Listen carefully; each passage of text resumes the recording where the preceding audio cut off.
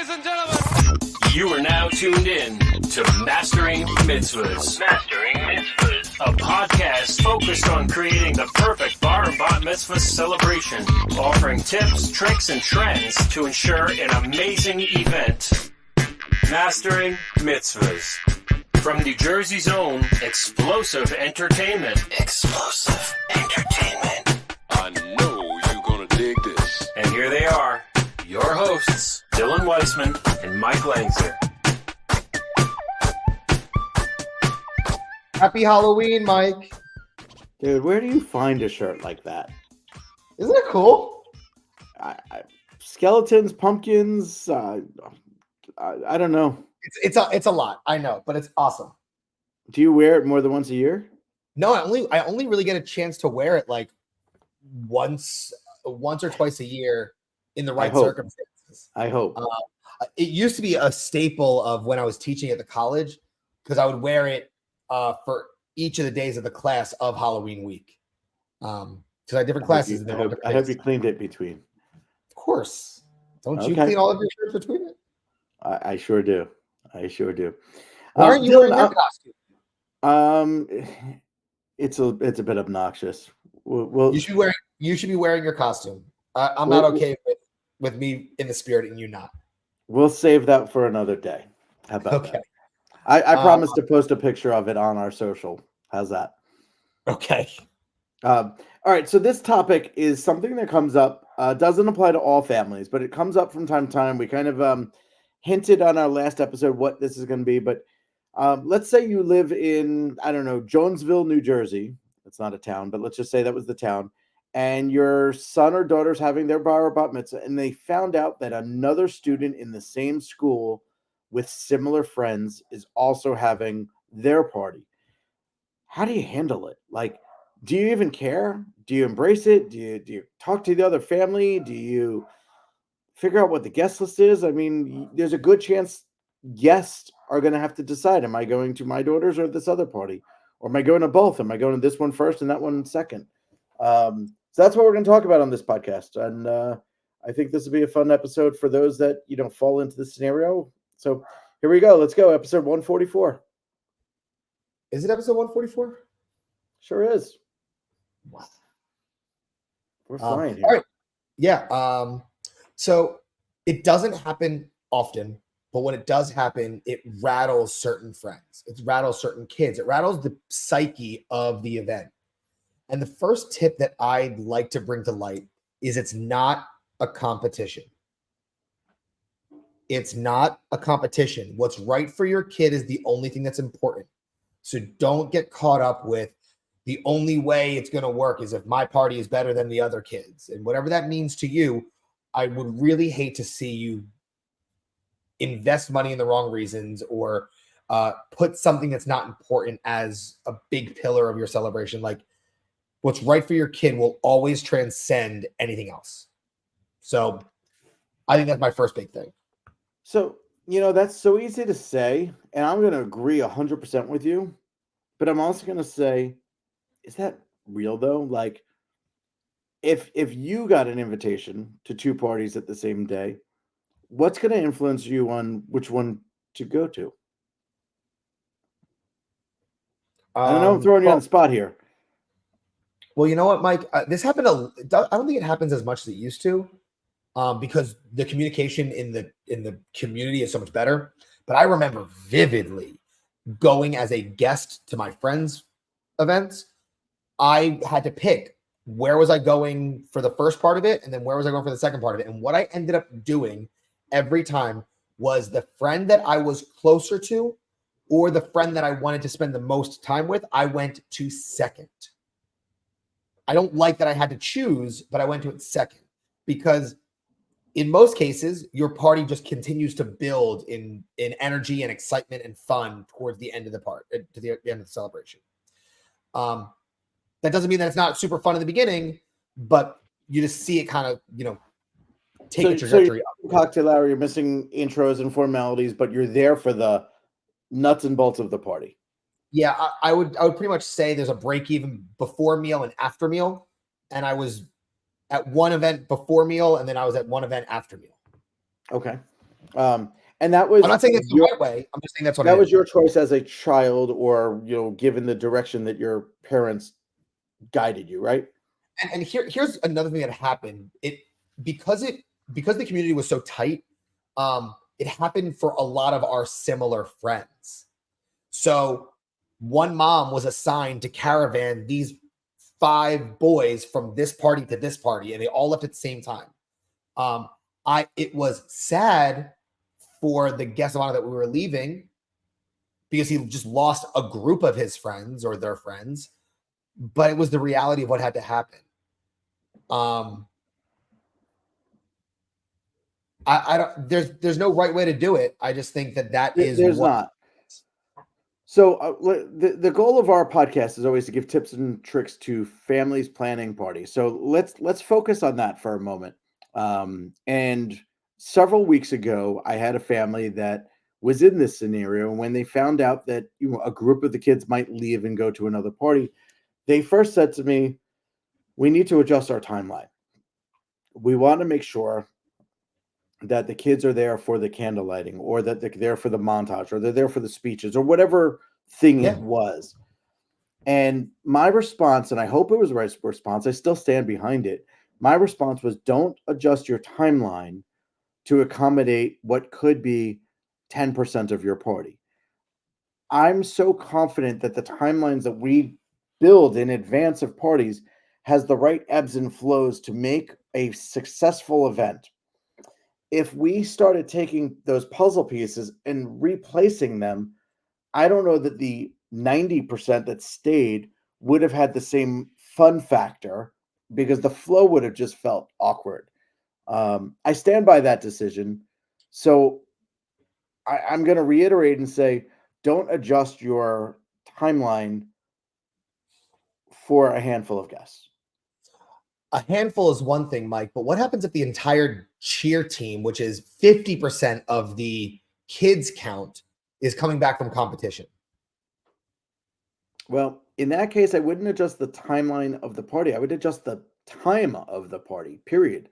Like when you're sending out your responses and your RSVPs, you may even know before then. It's probably something you find out long before RSVPs go out.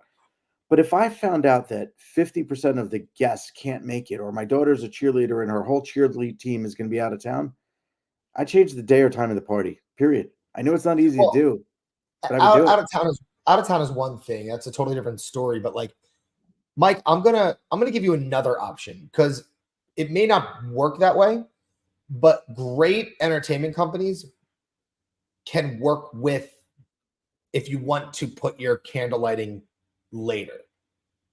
So I'm not disagreeing with you, Mike, because I do. I think that your decision of don't adjust the proper ebb and flow of the design of your celebration for 10 kids, don't do that. But if it's like 50% of the kids count, I think that does make a difference. And I think that we should modify your time frame, not your meal times, and not in start time and end time of your celebration is could be challenging depending on your venue.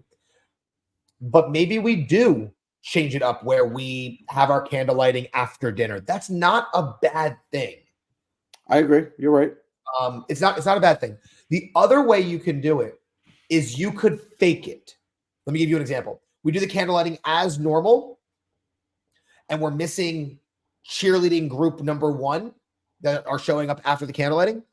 Let's keep that candelabra as opposed to wheeling it out of the way or whatever, and bring it back, and let's have that moment at a natural point in the action where we can bring all the girls back up for that final candle. I'm not saying that we do anything different and not honor those properly, but let's get that photo and video that's going to be important to your daughter or son or whatever the case may be at that time. And let's bring that candle back out and fake it. Yeah. Yeah. Because then your videographer and your photographer are going to put that in the proper timeline when it comes to showing you the finished product. That's true. I'm just always an advocate for not impacting the flow of the party. And I think your solution is a good one. And as long as you squeeze those tweaks in at the right time, they won't disrupt the flow. But I think there's definitely a strategy. When you get your dates, some families jump on it really quick. Oh my God, I got to book a venue. I just got my date. And some families sleep on it. I think there is something to be said to first come, first serve. Now, Absolutely. if you're a family that got your date, you booked a venue, you booked a time, and then another person in town has the same date, it's probably more likely that they will adjust their times. Like, let's use you and I as examples. We have similar age kids. We live in the same town, hypothetically. If you booked first and you booked an evening party, if I book an evening party, that makes me a jerk almost. Like, that almost makes me like forcefully competing with you. Now, if I knew that you already booked in the evening and we have similar kids, I'm almost forced to book a daytime party or say, you know what, I'm going to do a Sunday just because I don't want the kids having to make this tough decision. Yep. So I think But the you advice should there know is what you should know the book guest. first. Well, you should know what your guest count is and how many kids is actually affecting. If it's just affecting the camp kids and it's 6 or 7 of them, you should have the party that you want. But if it is going to affect, 50% of the similar friends, well, you know what? Your kid, Mike, probably would have been invited to my kid's bat mitzvah, and now she can't go. Right. That sucks. And camp kids are harder because you go to especially sleepaway camp. You go to sleepaway camp and you're meeting friends in all different schools and all different towns and districts, and that's a lot harder to navigate. But I'm talking like, we use the example of Jonesville, New Jersey. If there's 2 bar mitzvahs at the same town, the same grade, you you know, I find a lot of the very Jewish towns almost they have a spreadsheet. There's like a Google Doc that exists somewhere that shows all the dates that were already assigned and all the families. And you Yep. could look at that and say, this is going to be a problem. Now, what sometimes is difficult is you don't know what's going to be a problem 2 or 3 years in advance because you don't know who your kids' friends are. And now with like middle schools being different grades, like some schools elementary ends at 5th, some elementary ends at 6th, and they go on to a different school where there's combined kids from different elementaries. It throws a unique wrench in it. So I'm gonna go by the advice of book a venue first. Like, don't sleep on it because you might be the person that has to take second fiddle. Yep.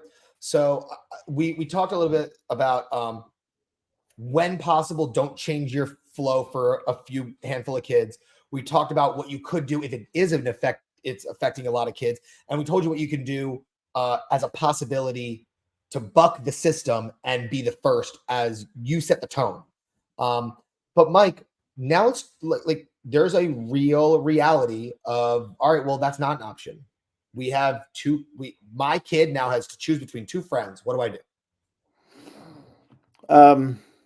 If the parties are relatively close to each other, a 15-minute drive time, it's probably very acceptable for them to go to one party, leave early, go to another. Make sure that the families know this in advance that you're doing this. Express your sympathy towards it, and make it happen. Now if the parties are an hour away from each other, just happens to be that somebody went 30 minutes north of Jonesville and somebody went 30 minutes south of Jonesville, man, that hour in the car makes it really hard, especially if they're like 4-hour parties. You go to one for 2 hours, then you're in a car for an hour. You miss, like you're literally missing 2/3 or 3/4 of that last party. So, what do you think the acceptable amount of downtime between so now we're talking about transit time, the logistics of it. What do you think the break even is to give your child that choice? Well, I'm having a hard time with this because this podcast is geared towards the families that are planning, not necessarily what to do about sending your kid to an event. But I think we do need to address both. And I'd say the tip to the families that are planning is you have to discuss with the other family and try to make it work. Shift your party an hour later, the other one goes an hour earlier. Make accommodations for the guests, basically. That's make accommodations knowing that this is a real thing that you're running into. Right. As for the guests that are attending, I think the first and foremost, is this a best friend, a super close friend, and then like you just happen to get an invite because you're in the same class? It's pretty clear that you're going to go to your best friend's party. You're going to stay the whole time. If your parents were also invited, sometimes little Johnny's invited and his parents are invited. Well, the parents are going to stay the whole time, so little Johnny's probably going to stay the whole time. Right. But if they were both like equally classmates. I'm friendly with both. I don't know which one I'd go to first. I mean, I'd probably leave it up to the kid, and he's probably going to ask his friends, which one are you going to first? And then there's going to be, as you said, a carpool or a pack of kids that go to party A and then go to party B. I do find it a little disrespectful though. Like, it's disrespectful to leave a party early, and it's disrespectful to show up late. So it's a tough one. Yeah, but you know what? It may be just a part of the nature of it, which is why let's try all the other options before then. Now, if you find out, and you should find out well in advance, that you're going to have a handful of kids leaving, make sure you let your entertainment company and your vendors know, so that way they don't miss a group photo, or we can adjust the candle lighting properly and move it up in time, or whatever we need to do to make sure that your kid has the support of their friends for the biggest and most important parts of that celebration. Absolutely. And to wrap this episode up, the party that I was expressing, that stemmed this conversation, I remember so vividly that the party was so damn good that a lot of the kids that planned on leaving actually didn't. And I mean, I take that as a compliment, and I'm sure the family that, threw the party took it as a compliment as well. But like, that's a reality too. Like, if your party is going that fun, you're gonna get it. The family's gonna get a text, "Hey mom, don't come pick me up. I'm staying." Now, like, again, that's kind of disrespectful after you RSVP'd yes to somebody else. But that is a reality. I don't know if it's right or wrong. But I remember, as the entertainer, I felt like nobody left because the party was still so good. And I was told, 15, 20 kids actually did leave and went and did another party. When the party's that good, it's unnoticeable. I guess final tip: don't let those guests that have to leave early derail your fun. And if you're the host family, you might even be, I think a success plan is, say, "Hey, listen, I know you're going to leave early. Just do me a favor, sneak out, have fun, goodbye." Like, let's say you don't have to come say goodbye to me, because once you start that, like, train of goodbyes, "I love you, I had so much fun," like, now you've taken the host off of the dance floor, you're taking the guest of honor off the dance floor. And once that happens, 10, 15, 20 kids, like, you just missed a big stint of your own party. So not only did these guests leave early, but now they've taken you from your own party. So maybe that's the best tip I could share. Yeah, I didn't even think about that. That's a good one. I like it. So yeah, let them leave quietly. Tell them that you are A-okay with them leaving without saying goodbye. You'd prefer that because you don't want to be distracted at the end. So this is it's a tough conversation to have here, Mike. This is a tough episode to really quantify and be fun about it, but it's a reality, and it's things that we're dealing with right now. It's true. It happens once in a while. Luckily, it's not a every week thing, but I'm glad we have this outlet to chat about it. So as always, thanks for tuning in to Mastering Mitzvahs, episode 144. Almost at the big 150, man. Yeah, we'll get there. All right. If you got something, let's make a goal. We need to be there before the end of 2024. We will be there before the end of 2024. Okay. But we need your help to get there. So if there's a topic that's ailing you, or you want us to, rehash something that maybe we talked about a couple years ago, let us know. Drop us a line. You can find us on all things explosive at XE Events or XEevents.com. And for Michael Langsner, my name is Dylan Weissman. We'll see you next time.